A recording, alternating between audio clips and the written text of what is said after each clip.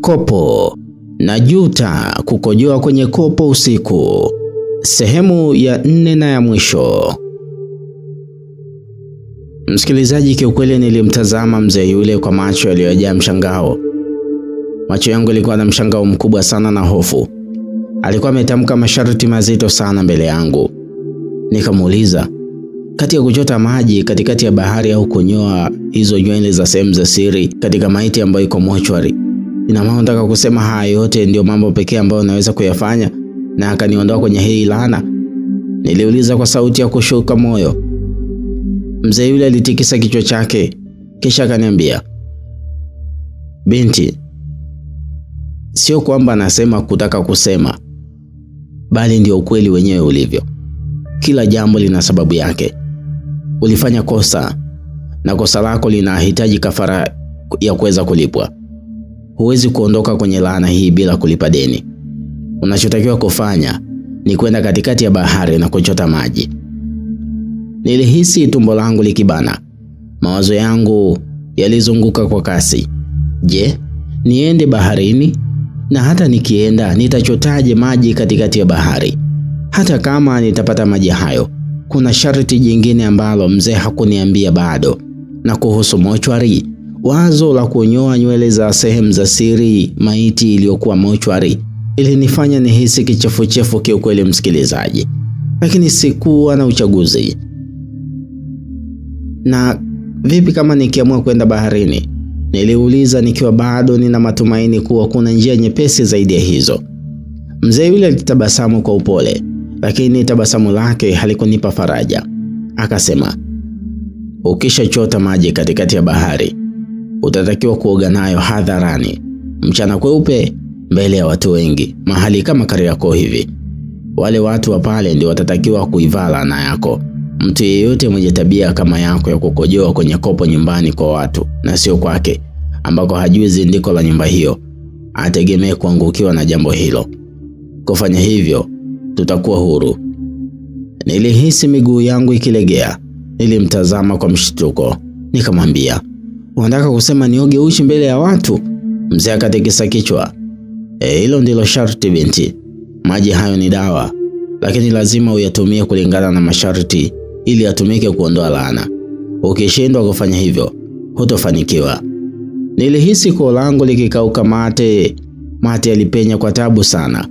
Sikuwa na uhakika kama nilikuwa tayari kwenye fedhea ama kuipata hiyo fedhea namna hiyo. Nikauliza tena, na kuhusu kunyoa hizo nywele katika sehemu za siri ya maiti? Niliuliza ingawa nilihisi majibu yake hayatanipa afueni. Mzee aliniangalia kwa macho makali kisha akasema, kazi hiyo inahusisha zaidi ya kunyoa tu. Unapaswa kuchukua hizo nywele za sehemu za siri na kuzizika mahali maalum. Nitakupa maagizo, lakini usifikiri ni rahisi sana, kwa sababu mochwari si mahali pa kawaida. Kuna nguvu kubwa sana inafanya kazi humo. Sehemu roho na nafsi za watu hutunzwa, sio sehemu salama. Kumbuka, wengine huwa ni mapepo. Kuna roho chafu zipo kule. Kwa hiyo lazima uwe jasiri na uzidi kuwa makini. Unajua vizuri kwamba wafu hawakai kimya kama wengi wanavyodhani. Nikahisi mikono yangu ikitetemeka. Nilikuwa nimeingia katika matatizo mazito, msikilizaji, na hakuna njia rahisi ya kutoka. Mzee yule alinyoosha mkono wake na kuniangalia kwa makini. Kisha akasema, ninaweza kukuongoza, lakini siwezi kufanya uamuzi kwa niaba yako. Una muda mfupi wa kufikiria. Laana inaendelea kukutafuna na usidhani itasubiri milele. Kadiri unavyochelewa, ndivyo unavyozidi kupoteza nafasi ya kuondoa usalama. Nilivuta pumzi ndefu. Nikahisi jasho likitiririka kwenye mgongo wangu. Nitaenda baharini na kuchota maji katikati ya bahari, au nitajitosa mochwari na kutimiza sharti la pili? Yote yalikuwa magumu, lakini nilihitaji kufanya uamuzi. Nilipofikiria kuhusu kuoga Kariakoo, nilichoka vilivyo, msikilizaji. Nilimtazama mzee yule na kumwambia, lakini kabla sijasema chochote, nilikaa kimya kwa muda, nikitafakari kila neno ambalo mzee yule alikuwa ametamka. Chaguzi zote mbili zilikuwa za kutisha, lakini nilihisi kufanya uamuzi haraka. Nilihisi uzito wa macho yake ukinitazama kwa subira, akisubiri kuona nitachagua lipi. Nitachota maji baharini, nilitamka kwa sauti ndogo. nikishusha pumzi nzito. Mzee alitikisa kichwa kama aliyekuwa tayari kulisikiliza hilo. "Oh, vizuri," alisema kwa sauti tulivu lakini nzito. "Lakini usifikiri kwamba hiyo ni njia nyepesi.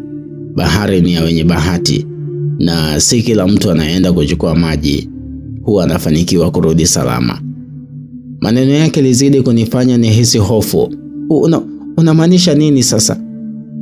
"Namaanisha hakuna mtu anayechota maji hayo bila kukutana na vikwazo. Hawa unawaona hapa. Niliwaambia masharti hayo lakini walishindwa," alisema. Kisha akaendelea mzee yule. "Kwanza, bahari yenyewe itakupinga. Alafu kuna viumbe vya majini vinavyolinda sehemu hiyo. Ukitaka kufanikisha jambo hili, utahitaji kuingia baharini usiku wa manane na kuchota maji hayo ukiwa peke yako." Nikapepesa macho yangu. Nikauliza, "Usiku wa manane?" "Ndio," alisema mzee huyo. Akaendelea, "Huu ndio wakati pekee ambao maji hayo yanakuwa na nguvu za kuondoa laana yako. Na daima kumbuka, lazima uyaoge mbele ya watu wengi mchana kweupe." Nilishusha pumzi ndefu nikijaribu kufikiria uzito wa safari hii. Si kwamba nilikuwa na ujasiri wa kufanya jambo hili, lakini sikutaka hata kidogo kuhusika na maiti ya mochwari. Kuchota maji katikati ya bahari kulihitaji ujasiri mkubwa, lakini nilihisi kuwa nitafanya hivyo, haina shida, nilisema, sauti yangu ikiwa na mchanganyiko wa uoga na uthubutu. Mzee alinitazama kwa makini, kisha akatoa kitu mfukoni mwake, chupa ndogo ya udongo ya kahawia. "Hii ni dawa. Ukiinywa kabla ya kuingia baharini, itakufanya usionekane kwa baadhi ya viumbe vya majini. Lakini usifanye kosa lolote lile, vinginevyo hutaweza kurudi tena." Nikapokea chupa hiyo kwa mikono yenye jasho, nikihisi mzigo mkubwa zaidi wa safari iliyokuwa mbele yangu. "Unapaswa kuondoka leo usiku," alisema. "Bahari inakungojea." Nilitabasamu kwa shingo upande, nikishindwa kujua kama nilikuwa nimechagua njia sahihi. Nilijua kuwa safari hii haingekuwa rahisi hata kidogo, lakini sikutaka tena kubaki kwenye laana hii. Sasa kilichobaki kilikuwa ni kujiandaa kwa usiku huo. Msikilizaji, kiukweli moyo wangu ulidunda kwa nguvu nilipoanza safari kuelekea baharini. Usiku ulikuwa umefika na kulikuwa na giza totoro. Nilijifunga vizuri shuka jeusi, nikihisi jasho likitiririka mgongoni mwangu licha ya upepo wa usiku kuwa baridi. Kila hatua niliyoipiga ilihisi kuwa nzito, kana kwamba dunia ilikuwa inanizuia nisifike kule nilikokusudia. Nilipofika pwani, mawimbi yaligonga mwamba kwa sauti nzito, kana kwamba bahari ilikuwa inaniona na kunionya nisijaribu. Nilisimama kwa muda, nikavuta pumzi ndefu, kisha nikachomoa ile chupa ndogo ya dawa niliyopewa na yule mzee. Sauti yake bado ilikuwa kichwani mwangu. "Ukinywa dawa hii, baadhi ya viumbe vya majini hawatakuona, lakini usifanye kosa lolote." Sauti hii iliendelea kujirudia kichwani mwangu. Basi nilifungua chupa ile kwa mikono yangu iliyokuwa ikitetemeka. Nikamimina yale maji meusi kinywani mwangu. Harufu yake ilikuwa kali na ladha yake ilikuwa chungu kupita maelezo. Nilitikisa kichwa, nikajizuia nisitapike. Niliinua macho yangu kuelekea baharini. Hii ndio ilikuwa hatima yangu. Sikuwa na chaguo jingine, msikilizaji. Nilianza kutembea pole pole kuelekea kwenye maji, miguu yangu ikizamia mchanga wa unyevu. Kwa kadiri nilivyozidi kuingia ndani ya maji, ule ubaridi wa maji ulizidi kunizunguka kama minyororo. Maji yalipofika kiunoni, nikaanza kuogelea. Giza lilikuwa limezidi na upepo wa bahari ulikuwa mkali. Kila nikivuta pumzi nilihisi hofu ikinizidia. Ghafla nilihisi kitu kikinipita chini ya miguu yangu. Nilisimama ghafla, moyo wangu ukigonga mbavu zangu kwa nguvu. Maji yalikuwa kimya. Nilihisi hofu, lakini sikutaka kurudi nyuma. Nilivuta pumzi, nikazama kidogo na kufungua macho ndani ya maji.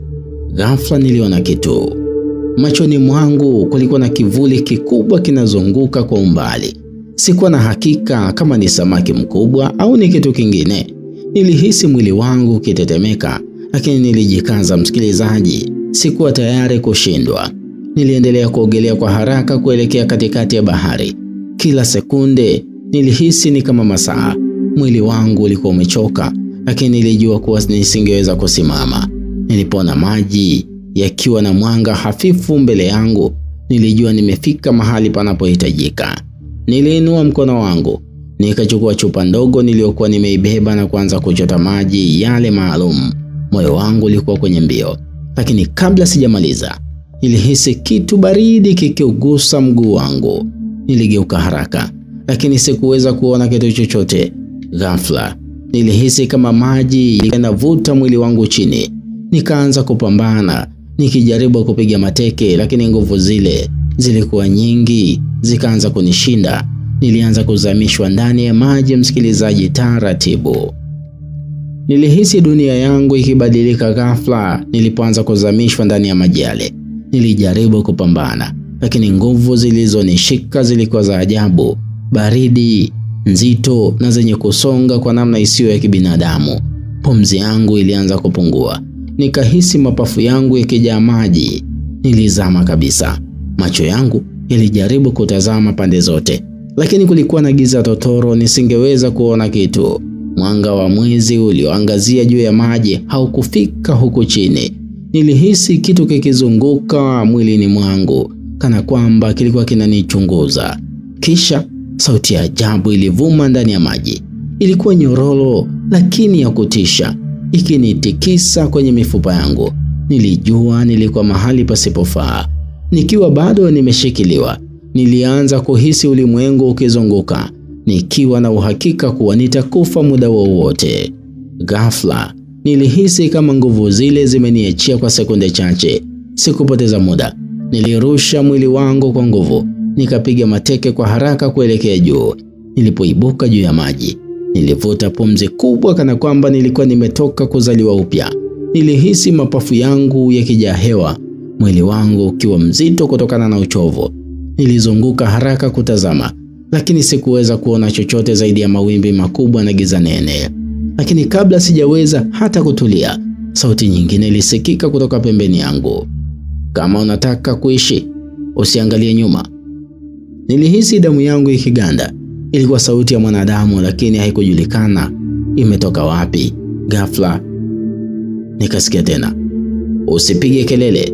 Sauti hiyo iliendelea, nifuate haraka sana. Nilihisi mwili wangu ukijaa hofu, lakini sikuwa na chaguo. Niliogelea taratibu kuelekea upande ule, nikijitahidi kutotazama nyuma kama alivyoamuru. Moyo wangu ulikuwa kwenye mbio kila sekunde. Kila sekunde niliona ikiwa ni vita dhidi ya hofu yangu mimi mwenyewe. Ghafla, nilihisi mkono mgumu ukinishika begani. Nilitaka kupiga kelele, lakini kabla sijafanya hivyo, mtu yule alinisukuma mbele kwa nguvu. Endelea kusonga, alisema kwa sauti kali lakini yenye mamlaka. Usikose njia. Niliendelea kuogelea, nikihisi mwili wangu ukiishiwa nguvu, lakini mwendo wa mtu huyu ulikuwa wa uhakika. Alionekana kufahamu bahari hii vizuri. Baada ya dakika chache, tulifika kwenye sehemu ambayo ilikuwa na mwamba mkubwa. Alinishika mkono na kunivuta juu. Tukapanda kwenye mwamba huo kwa shida. Nilijilaza chini kwa uchovu, mapigo ya moyo wangu yakidunda kwa kasi. Nilipovuta pumzi na kutulia kidogo, nilimtazama mtu yule. Alikuwa mrefu, mweusi na uso wake ulionekana kuwa na alama nyingi za kukatwa kwa kitu chenye makali. Macho yake yalikuwa makali kama ya mnyama anayewinda. Wewe ni nani? Niliuliza kwa sauti dhaifu. Mtu yule hakunijibu mara moja. Alinitazama kwa muda, kisha akasema kwa sauti ya chini lakini hakunihofisha. Mimi ni mlinzi wa bahari hii. Wewe hufai kuwa hapa, lakini kuna sababu umefika. Nilihisi mwili wangu ukisisimka. Nilikuja kuchota maji maalum, nilimwambia nikionyesha chupa niliyokuwa nayo mkononi. Ndicho nilichotumwa kufanya.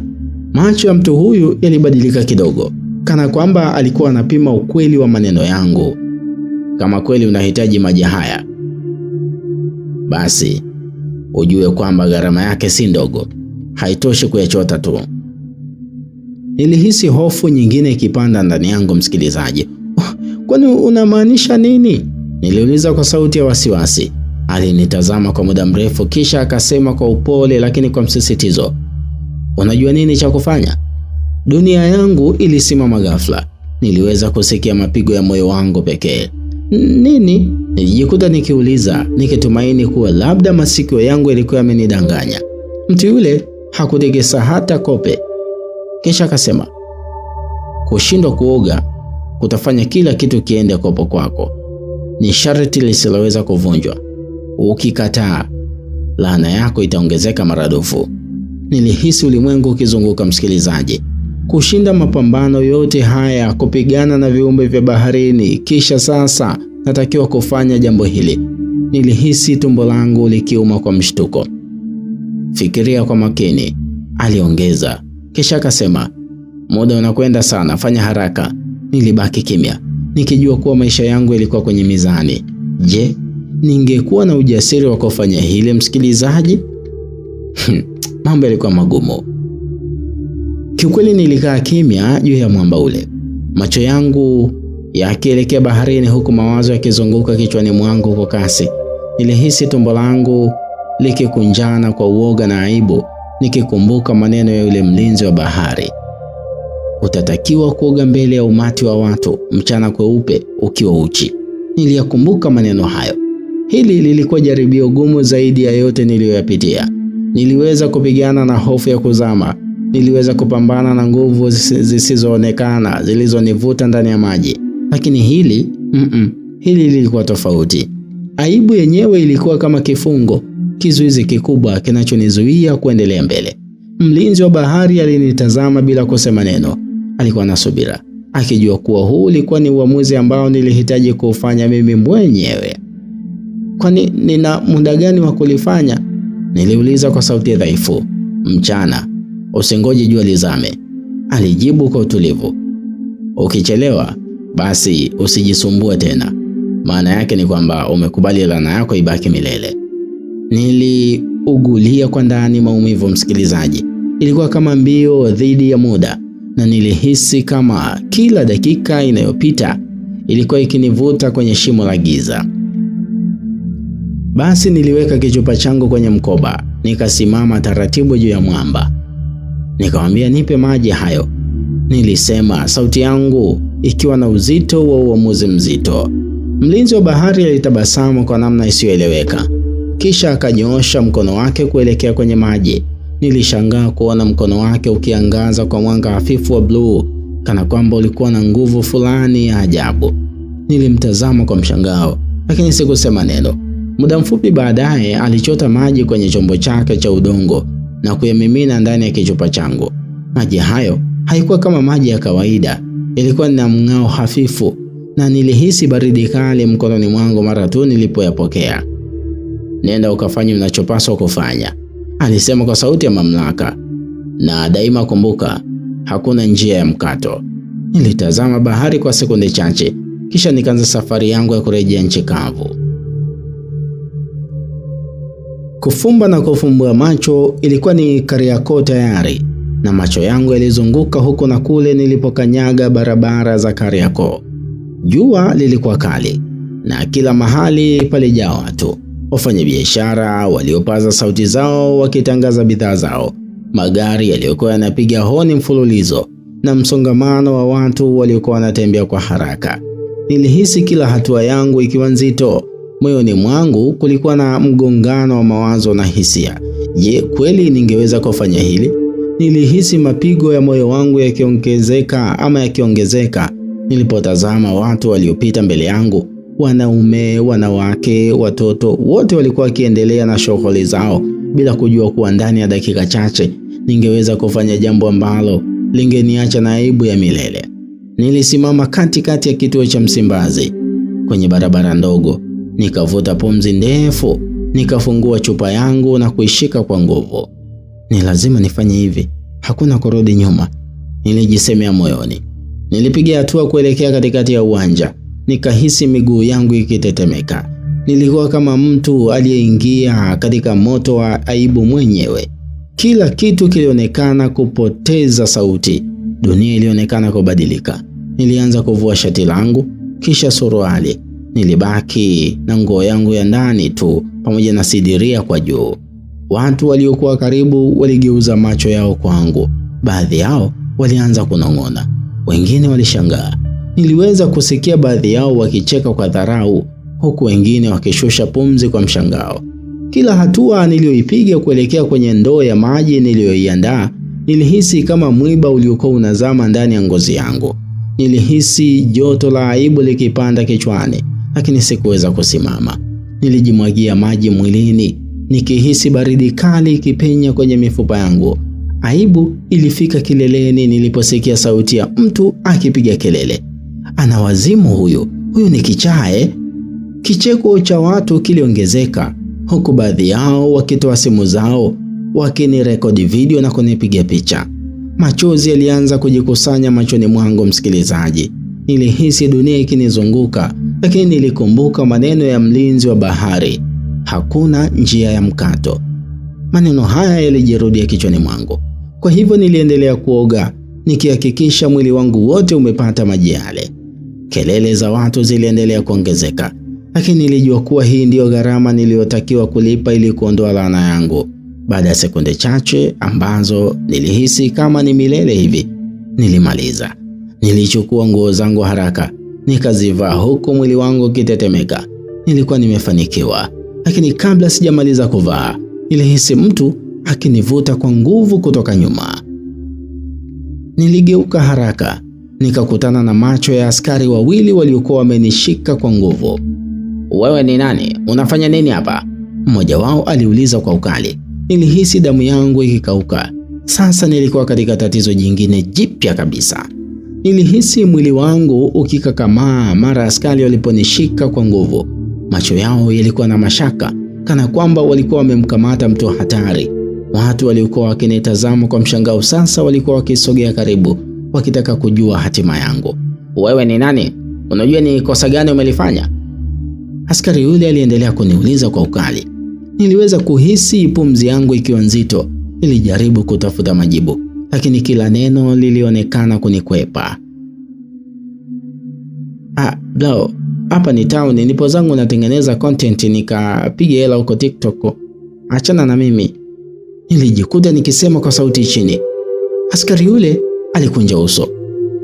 "Kwa hiyo kisa hela tu na likes za TikTok ndo unafanya upuuzi? Wewe una maana gani? Una akili kweli wewe binti?" Nikamuuliza, "Wewe umeajiriwa kaka, tafuta hela kihalali bwana. Mimi mtoto wa mbwa, acha nijidhalilisha tu. Haujawahi kunilisha wala." "Unasemaje wewe binti?" Kabla sijajibu, mtu mmoja kutoka kwenye umati alipaza sauti. Huyu jamani ni kichaa. Ameamua kuoga uchi hadharani mchana kweupe, apelekwe Milembe huyu." Kicheko kilisikika, na hilo liliongeza fedheha niliyokuwa nayo. Askari mwingine aliyekuwa amesimama upande wa kulia alinitazama kwa jicho la tahadhari. "Sasa tutakupeleka kituoni, utatuambia kila kitu huko." Nikatetemeka. Ikiwa wangenipeleka kituoni, hilo lingekuwa ni tatizo jipya. Nisingeweza kuwaeleza askari kuwa nimepewa maagizo na mlinzi wa bahari, kwamba huu ulikuwa ni mtihani wa kiroho wa kuondoa laana iliyotokana na kitendo changu cha kukojolea kwenye kopo usiku. Kwa hiyo nilihitaji njia ya kuponyoka.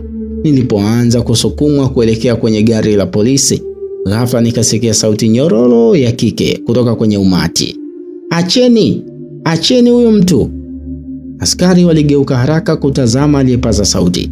Nilipotazama upande huo, nilimwona mwanamke mmoja mwenye umri wa makamo akiwa amevaa mtandio mweusi na kanzo ndefu ya blue.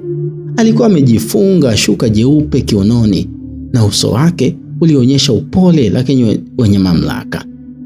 "Huyu mtu si mwenda wazimu, anafanya tambiko la kiroho ambalo linahitajika kufanyika hapa, si sehemu nyingine jamani," alisema kwa sauti tulivu lakini yenye msisitizo.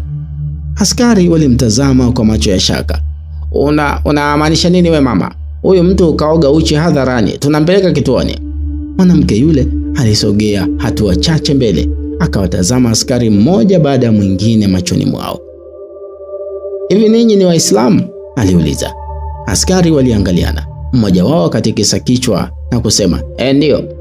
Mwanamke yule akatabasamu, kisha akasema, "Basi, mnapaswa kujua kuwa mambo ya kiroho yapo kila sehemu. Ikiwa mnajua kuhusu nadhiri na tambiko za kale, basi mtaelewa kuwa huyu mtu amefanya jambo ambalo hawezi kuliepuka, na ikiwa mtamzuia basi mtajiweka kwenye matatizo na nguvu za kiroho. Niliona sura ya askari wale zikibadilika kidogo. Ni kama walihisi mashaka, lakini pia walihofia kujiingiza kwenye jambo la kiroho wasilolijua. Mwisho, mmoja wao alisogea karibu yangu na kuniangalia kwa jicho la uchunguzi. "Ile tambiko linamalizika lini?" aliuliza. Nilihisi mwanga wa matumaini. Limeshaisha." Askari huyo akatingisha kichwa, kisha akawageukia wenzake. Kisha akasema, "Basi, tumwachie. Kama ni mambo ya kiroho sisi hatuwezi kuyaingilia. Endelea bwana." Askari wale wakalegeza mshiko wao kwangu na kuniachia. Nikavuta pumzi ndefu nikihisi mwili wangu kilegea. Mwanamke yule akanisogelea. Akaniambia, "Njoo kwangu," alisema kwa sauti ya upole. Bila kusita nilimfuata huku watu wakinitazama kwa mshangao. Nilimfuata mwanamke yule hadi kwenye nyumba ndogo maeneo ya Ilala yenye muonekano wa zamani. Ilikuwa na mlango wa mbao uliokuwa umeandikwa maandishi ya Kiarabu kwa wino wa kahawia. Tulipoingia ndani, harufu ya ubani ilinipiga puani. Ndani ya nyumba kulikuwa na viti vichache vya kutilia magoti na mashuka meupe yalitundikwa ukutani. "Jina langu naitwa Mama Huria," alisema mwanamke yule, akiniangalia moja kwa moja. Nikatikisa kichwa kwa heshima. "Asante kwa kuniokoa," nilimwambia. Mama Huria alitabasamu, kisha akaendelea, "Sijakuokoa wewe. Mimi nimezuia nguvu mbaya zisije zikatushambulia zaidi." Nilimwangalia kwa mshangao. "Unajua kuhusu laana yangu?" Alitikisa kichwa. Akaniambia, "Nimejua tangu ulipovua nguo zako hadharani. Watu wengi waliona aibu, lakini mimi niliona mateso yako unayopitia." Nilijikuta nikikaa vizuri, nikipumua kwa shida. Kisha nikamuuliza, "Naweza kuondokana na hii laana kweli?" Mama Huria akatikisa kichwa. Akaniambia, "Bado safari yako haijaisha." Moyo wangu ulizama, msikilizaji, baada ya kauli hiyo. "Bado kuna jambo jingine." Alisogea karibu nami, macho yake yakinichunguza kwa makini. Akaniambia, "Ulichofanya leo kilikuwa hatua ya kwanza tu, lakini laana bado ipo, ingawa sasa imepungua nguvu. Ili kuimaliza kabisa, unahitaji kufanya tendo la mwisho na gumu zaidi." Nilikunja uso, msikilizaji. "Tendo gani?" Mama Huria alinyanyuka na kunisogelea. Akashusha pumzi ndefu kabla ya kusema maneno ambayo ilinifanya nihisi damu yangu ikiganda. "Inabidi uende mochwari." Nikashtuka. "Lakini sijawahi kwenda, nitafanyaje?" Alijibu kwa sauti tulivu. "Na lazima unyoe nywele sehemu za siri za maiti wale ambao utawakuta kule mochwari. Kisha uifanyie tambiko la mwisho." Nilihisi dunia ikizunguka, msikilizaji. Je, ni kweli ningeweza kufanya jambo hili? Kwa kweli nilihisi tumbo langu likigeuka na mwili wangu ukipata baridi kali ghafla. Nilimtazama Mama Huria kwa macho yaliyojaa mshangao na hofu. "Kaweza mochwari?" Nilirudia kwa sauti ya chini, kana kwamba nilitamani nisimuelewe vizuri. Akaniambia, "Ndiyo." Tena alijibu kwa sauti ya utulivu kabisa. Akaniambia, "Huo ndio mtihani wako wa mwisho. Hili ni jambo lisiloepukika ikiwa kweli unataka kuondokana na laana hii ya moja kwa moja." Nilikunja uso, moyo wangu ukidunda kwa nguvu. Nikamwambia, lakini kwa nini? Kwa nini inabidi nifanye jambo la ajabu kama hilo?" Mama Huria alisogea karibu, akakaa mbele yangu na kunitazama kwa macho yenye utulivu, lakini pia uzito wa maarifa ya kale. Akaniambia, "Kuna mambo ambayo hayawezi kurekebishwa kwa kawaida. Kitendo ulichofanya, kukojolea kwenye kopo, kilichafua uhusiano wako na ulimwengu wa roho. Ulikosea mahali ambapo usingepaswa kukosea. Tambiko hili la mochwari ni njia pekee ya kusafisha makosa yako na kurejesha usawa wa maisha yako, kwa sababu uchafu wote unauacha kwenye maiti." Nilimeza mate kwa shida. Wazo la kuingia mochwari lilikuwa gumu, lakini sehemu ngumu zaidi ilikuwa wazo la kunyoa nywele za maiti za sehemu za siri. Nikapumua kwa nguvu, nikiweka kichwa changu mikononi. Nikamwambia, "Kwani hakuna njia nyingine?" Niliuliza kwa matumaini. Akaniambia, "Hakuna." Mama Huria alijibu bila kusita. Nilifumba macho yangu nikihisi ugumu wa hali hii ukizidi kunisonga, lakini nilijua kuwa hakuna namna. Nilikuwa nimeshafika mbali na laana hii ilikuwa inanichosha zaidi ya uwezo wangu wa kuvumilia. "Nitafanya," nilisema kwa sauti ya chini. Mama Huria alinitazama kwa makini, kisha akatikisa kichwa kwa kutambua. Safari ya mochwari ilianza. Usiku huo nilijikuta nikitembea kwenye barabara zenye giza nikielekea hospitali kubwa iliyokuwa na mochwari maarufu jijini. Nisingependa kuitaja hapa msikilizaji, lakini ilikuwa ni maeneo ya hapa Ilala. Nilivaa koti refu lenye kofia kubwa ili nisitambulike kirahisi. Mwili wangu ulikuwa na wasiwasi mkubwa. Kila hatua niliyoipiga iliongezeka uzito wa hofu. Kila kelele ya mbali ilionekana kama ishara mbaya. Nilipofika mochwari, nilisimama nje kwa dakika kadhaa nikitafakari uamuzi wangu. Nilikuwa tayari kweli kwa hili ama bado? Nilivuta pumzi ndefu na kuingia ndani. Harufu nzito ya dawa kali iligonga pua yangu mara moja. Ndani ya chumba hicho kilichokuwa na mwanga hafifu, meza za chuma zilionekana zimejipanga kwa mstari, kila moja ikiwa na mwili uliolazwa kwa heshima ya mwisho. Nilihisi tumbo langu likihisi kizunguzungu. Nilihisi mate yakinikauka, lakini nilijua hakuna kurudi nyuma. Nilimwona mlinzi wa mochwari akiwa amekaa kwenye kiti chake, macho yake yakiwa yamelegea kwa usingizi. Hii ilikuwa nafasi yangu pekee. Nilisogea kwa tahadhari. Nilichagua mwili mmoja uliokuwa umefunikwa kwa shuka jeupe. Nilijua sikuwa na muda wa kusita. Kwa mkono wangu wenye kutetemeka, niliteremsha shuka taratibu. Uso wa maiti ulikuwa na utulivu wa kutisha. Nilijikuta nikimwomba radhi kimoyomoyo kwa kile nilichokuwa naelekea kukifanya. Mikono yangu ilikuwa mizito kama risasi, lakini huku jasho likinitiririka mgongoni, nilifikisha mkono wangu kwenye sehemu inayotakiwa kunyoa. Nikatoa wembe niliobeba mfukoni. Nilihema kwa nguvu kabla ya kuanza kazi hiyo ya kutisha. Kilichofuata kilikuwa ndoto mbaya. Sauti ya wembe ikikatiza kimya cha mochwari, hofu ya kugundulika na hisia ya kufanya jambo ambalo halikupaswa kufanyika. Lakini hatimaye nilifanikiwa. Nilifunga kipande kidogo cha nywele zile kwenye karatasi ndogo, nikazihifadhi kwenye mfuko wa koti langu. Kabla sijageuka kutoka pale, nilihisi hewa nzito ikizunguka chumba kile. Mwili wangu ulipata ubaridi mkali. Ghafla nilihisi kana kwamba macho yasiyoonekana yalikuwa yakinichunguza. Pumzi yangu ilikuwa nzito. Kabla sijafanya jambo jingine, sauti ilisikika kwenye chumba hicho cha mochwari. Sauti ya mtu aliyekuwa amekufa. Haujamaliza. Damu yangu iliganda. Mwili wa maiti niliyemnyoa ulikuwa umeanza kusogea kidogo. Nilihisi nguvu zangu zikinishia, na hapo nilijua tambiko langu lilikuwa bado halijakamilika.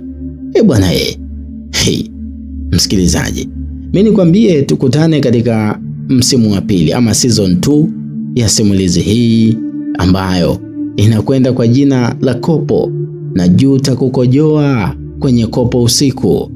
Simulizi hii imeandikwa na Sam Dafu. Upande wa season 1 tunaishia hapa. Tukutane katika season 2 panapo majaliwa. Tumuombe mwandishi Sam Dafu afya njema ili aiandike season 2 kwa haraka, na baada ya kutoka basi sisi Simulizi Zetu Media tutakufikisha hapo ulipo msikilizaji. Mimi naitwa Pasco Tuliano. Unaweza kuwasiliana nasi kupitia nambari za WhatsApp za 0757 567253. Hakikisha umesubscribe kama bado hujafanya hivyo hapa Simulizi Zetu Media ili uwe mwanafamilia wetu wa kudumu. Kumbuka, mwisho wa simulizi hii ndio mwanzo mzuri kabisa wa simulizi nyingine mpya na tamu zaidi, wakati tukiendelea kuisubiri season 2 ya riwaya hii ya Kopo na Juta kukojoa ndani ya kopo usiku. Asante na uwe na wakati mwema.